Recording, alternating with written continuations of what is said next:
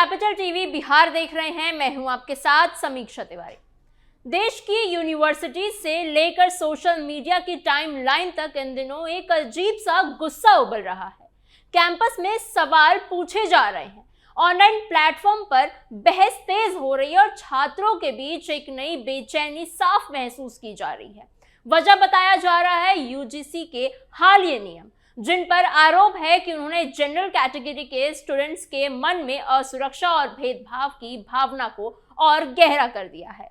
दिलचस्प यह है कि इस पूरे विवाद पर देश की बड़ी राजनीतिक पार्टियां यानी बीजेपी, जदयू और कांग्रेस अब तक खुलकर कोई साफ स्टैंड लेने से बचती नजर आ रही हैं। ना तो जोरदार समर्थन है, ना ही खुला विरोध। इसी बीच बिहार की राजनीति से एक बड़ा बयान ऐसा सामने आया जिसने आग में घी डालने का काम किया है। आरजेडी की एक नेता ने खुलकर कहा है कि सवर्णों को फंसाया जाना चाहिए। ये एक लाइन देखते ही देखते बहस का केंद्र बन गई है। छात्रों के बीच नाराजगी और बढ़ गई है। सोशल मीडिया पर तीखी प्रतिक्रियाएं सामने आई हैं और सवाल उठने लगे हैं कि क्या यूजीसी के नियमों पर बहस अब जानबूझकर जातीय रंग दी जा रही है?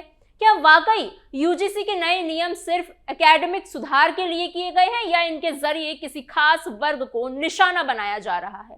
सबसे बड़ा सवाल यह है कि आरजेडी सवर्णों को फंसाने जैसी भाषा का इस्तेमाल आखिर क्यों कर रही है? क्या यह बयान सामाजिक न्याय की राजनीति का हिस्सा है या फिर छात्रों के असली मुद्दे को राजनीतिक एजेंडे में बदलने की कोशिश?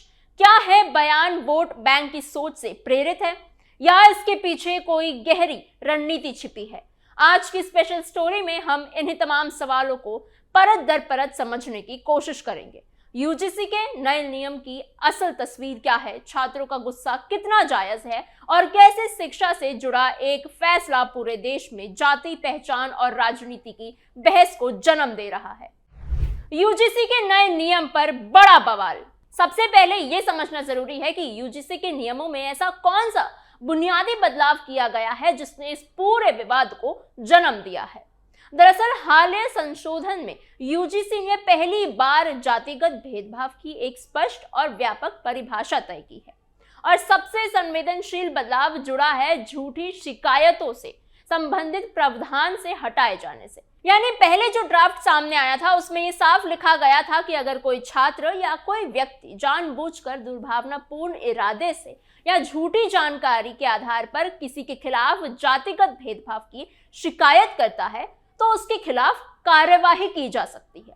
इसमें आर्थिक जुर्माने से लेकर कॉलेज या यूनिवर्सिटी से सस्पेंशन तक का प्रावधान रखा गया था। मकसद ये बताया गया था कि नियमों का गलत फायदा ना हो और शिकायत की प्रतिक्रिया विश्वसनीय बनी रहे। लेकिन अंतिम रूप से लागू किए गए नियमों में ये प्रावधान पूरी तरह से हटा दिया गया है। अब नियमों में झूठी शिकायत के लिए किसी भी सजा का जिक्र नहीं है। यही वो पॉइंट है जिस पर सबसे बड़ा सवाल उठ रहा है। जनरल कैटेगरी के कई छात्र और फैकल्टी ये कह रहे हैं कि इससे शिकायत का संतुलन बिगड़ सकता है और डर का माहौल बन सकता है। उनका तर्क है कि अगर शिकायत करने वाले पर कोई जवाबदेही नहीं होगी तो आरोप लगाना आसान और बचाव करना मुश्किल हो जाएगा। यूजीसी के इन नए नियमों को एक तरफ सामाजिक न्याय और समानता की दिशा में एक बड़ा कदम बताया जा रहा है तो दूसरी तरफ इन्हीं संभावित दुरुपयोग का रास्ता खोलने वाला एक बदलाव कहा जा रहा है इसे। यही वजह है कि शिक्षा से जुड़े ये फैसले पर अब छात्रों के मन में डर, असमंजस और आक्रोश पैदा कर रहा है और धीरे धीरे एक बड़े सामाजिक और राजनीतिक विमर्श का रूप लेता जा रहा है। आरजेडी की खुलेआम धमकी। इन नए नियमों के तहत हर यूनिवर्सिटी और कॉलेज में एक इक्विटी कमेटी बनाए जाने का प्रावधान रखा गया है। यूजीसी का कहना है कि ये कमेटी कैंपस में बराबरी, सम्मान और भेदभाव से जुड़े मामलों को देखेगी। इस कमेटी में एससी, एसटी, ओबीसी, महिलाएं और दिव्यांग यानी पीडब्ल्यूडी वर्ग के प्रतिनिधि यानी रिप्रेजेंटेटिव्स शामिल होंगे। लेकिन यहीं से एक बड़ा सवाल खड़ा हो जाता है। इस पूरे कमेटी में जनरल कैटेगरी का कोई भी प्रतिनिधि यानी कोई भी रिप्रेजेंटेटिव शामिल नहीं होगा। यानी जिन छात्रों में इन नियमों को लेकर सबसे ज्यादा असुरक्षा की भावना बताई जा रही है उनकी भागीदारी इस कमेटी में होगी ही नहीं। जनरल कैटेगरी के कई छात्र ये पूछ रहे हैं कि जब फैसले और जांच इसी कमेटी को करनी है तो क्या बिना प्रतिनिधित्व के उन्हें निष्पक्ष न्याय मिल पाएगा। इसी पॉइंट पर विरोध और तेज हो जाता है। छात्रों का कहना है कि अगर कमेटी में सभी वर्गों का प्रतिनिधित्व है तो फिर जनरल कैटेगरी को इससे बाहर आकर क्यों रखा गया है। क्या ये पहले से ही मान लिया गया है कि दोष हमेशा एक ही वर्ग का होगा। यही सवाल धीरे धीरे पढ़ाई से निकलकर पहचान और अधिकार की बहस में बदलता जा रहा है। इस बीच बिहार की राजनीति में भी चुप्पी साफ दिखाई दे रही है। बढ़ते विरोध और छात्रों की नाराजगी के बावजूद जदयू और कांग्रेस के बड़े बड़े नेता ने इस मुद्दे पर कोई भी खुली प्रतिक्रिया नहीं दी है, ना समर्थन ना विरोध। लेकिन इस खामोशी के बीच आरजेडी ने बिल्कुल एक अलग रास्ता चुन लिया है। एक इंटरव्यू में आरजेडी की नेशनल प्रवक्ता डॉक्टर कंचना यादव ने इस मुद्दे पर बेहद साफ और कड़ा बयान दिया है। कंचना यादव ने कहा है कि हजारों सालों से एसटी, एससी और ओबीसी जैसे वर्गों पर अत्याचार और भेदभाव होता रहा है। ऐसे में अगर ये नया नियम लागू होने से सामान्य वर्ग के लोगों को लग रहा है कि उन्हें झूठे केस में फंसाया जाएगा, तो उन्हें ये समझना चाहिए कि उन्हें फंसाया ही जाना चाहिए, तभी ऐतिहासिक अन्याय का बदला लिया जा सकेगा। इस बयान के सामने आते ही बहस और तीखी हो गई। आरजेडी ने इस रुख के साफ कर दिया है कि यूजीसी के नियम अब सिर्फ शिक्षा नीति तक ही नहीं रह गए, बल्कि सामाजिक न्याय बनाम समान अवसर की सीधी लड़ाई बनते जा रहे हैं। यानी कंचना यादव के बयान का सीधा मतलब यही निकाला जा रहा है कि अगर स्वर्ण समाज का कोई भी व्यक्ति भेदभाव ना भी करे तब भी उसे फंसाया जाएगा, उस पर झूठे आरोप लगाए जाएंगे। यही बात इस पूरे विवाद को और गंभीर बना देता है, क्योंकि यहाँ अब बात किसी नियम की नहीं बल्कि इरादे की, भाषा की हो जाती है। हालांकि ये बयान आरजेडी की ओर से आया है, इसलिए इसे कई राजनीतिक जानकार कोई हैरानी वाली बात नहीं मान रहे। आरजेडी का इतिहास बार बार इस तरह के बयानों से जुड़ा रहा है। वही पार्टी है ये जिसने कभी भूरा बाल साफ करो जैसा नारा दिया था, जिसने आज भी एक खास वर्ग के खिलाफ खुलेआम धमकी के तौर पर देखा जाता है। ऐसे में सवाल उठना लाजमी है कि क्या आरजेडी की राजनीति आज भी उसी सोच के आसपास घूमती है, जहां समाज को जोड़ने के बजाय बांटने की भाषा ज्यादा असरदार मानी जाती है। यही एक बड़ा और गंभीर सवाल सामने आता है। अगर गलती से भी आरजेडी सत्ता में आ जाती तो क्या वो बिहार में सभी वर्गों के लिए काम करती, या फिर नीतियों और फैसले सिर्फ एक ही वर्ग को ध्यान में रखकर बनाए जाते। क्या स्वर्ण समाज के छात्रों, कर्मचारियों और आम लोगों के हितों को पूरी तरह नजरअंदाज कर दिया जाता। राजनीति में आमतौर पर यही माना जाता है कि कोई भी पार्टी तभी सत्ता में आती है जब वो समाज के हर हिस्से को साथ लेकर चलने की बात करे। अगर आप खुलकर ये संदेश देंगे कि एक वर्ग को जानबूझकर निशाना बनाया जाएगा, तो फिर सवाल उठता है कि जनता आपको आखिर वोट क्यों देगी। लोकतंत्र में सत्ता किसी एक वर्ग की नहीं होती है, बल्कि पूरे समाज की भागीदारी से बनती है। इसी विवाद के बीच आरजेडी की एक और राष्ट्रीय प्रवक्ता प्रियंका भारती का भी बयान सामने आया। उन्होंने कहा कि जो लोग इन नियमों का विरोध कर रहे हैं वो कट्टर जातिवादी हैं। हजारों सालों वाली जातिवादी गुंडई अब बंद करनी पड़ेगी। इस बयान ने बहस को और तेज कर दिया।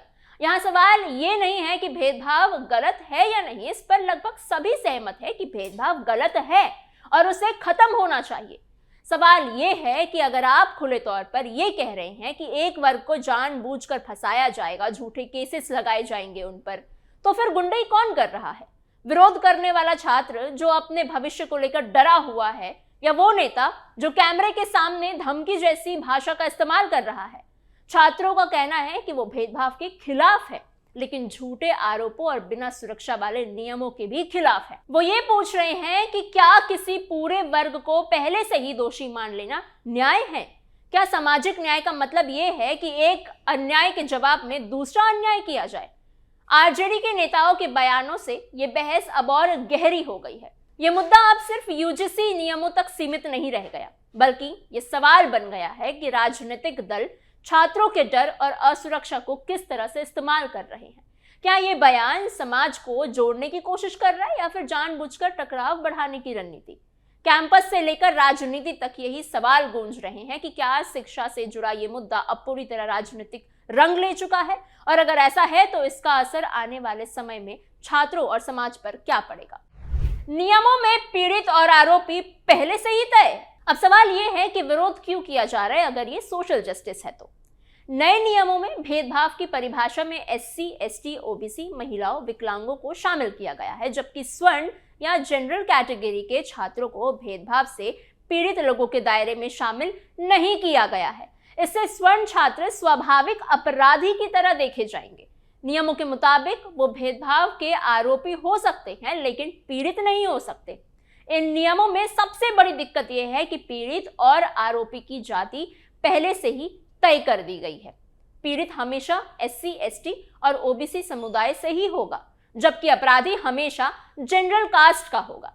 ये गाइडलाइंस जन्म के आधार पर ही उत्पीड़क और उत्पीड़ित का ठप्पा लगा देती है। ईओसी और इक्विटी कमेटी में जनरल कैटेगरी के मेंबर रखने का प्रावधान है ही नहीं। इससे जातीय भेदभाव के खिलाफ कार्यवाही करने वाले सिस्टम में स्वर्ण छात्रों का प्रतिनिधित्व नहीं होगा और कमेटी एक तरफा तरीके से काम करेगी। छात्र राजनीति में इन नए नियमों की आड़ में झूठी शिकायतों और मुकदमेबाजी बढ़ सकती है। इसे रोकने के लिए यूजीसी और केंद्र सरकार को प्रभावी कदम उठाने चाहिए। अगर सरकार इसमें नाकाम रही तो नए नियमों का दुरुपयोग हो सकता है और निर्दोष छात्रों की अभिव्यक्ति की आजादी और सम्मानपूर्वक जीवन के अधिकार का उल्लंघन हो सकता है, जिसके बारे में संविधान के आर्टिकल 19 और 21 में प्रावधान भी दिए गए हैं। अगर सरकार इसमें नाकाम होती है तो नए नियमों का दुरुपयोग होगा और निर्दोष छात्रों की अभिव्यक्ति की आजादी और सम्मानपूर्वक जीवन के अधिकार का उल्लंघन हो सकता है, जिसके बारे में संविधान के आर्टिकल 19 और 21 में प्रावधान भी है। आपके इस पे क्या सोच विचार हैं, हमें कमेंट बॉक्स में जरूर बताइएगा। बाकी ऐसे ही अपडेट्स के लिए बने रहिए कैपिटल टीवी बिहार के साथ।